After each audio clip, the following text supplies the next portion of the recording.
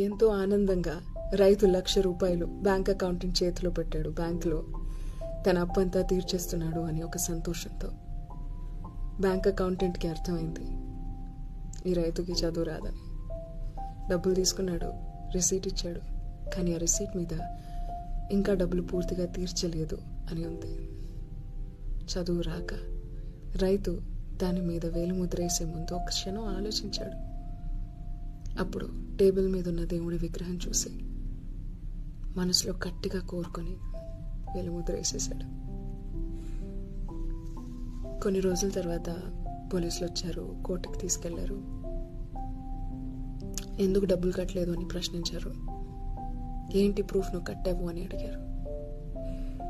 రైతు పరిగెట్టుకుంటూ బ్యాంక్ వెళ్ళి టేబుల్ మీద ఉన్న దేవుడి విగ్రహం తీసుకుని వచ్చి చూపించాడు, ఇదే ప్రూఫ్ అని. ఆ విగ్రహాన్ని పరిశీలిస్తే దాని లోపల ఒక చిన్న సీసీటీవీ ఉంది.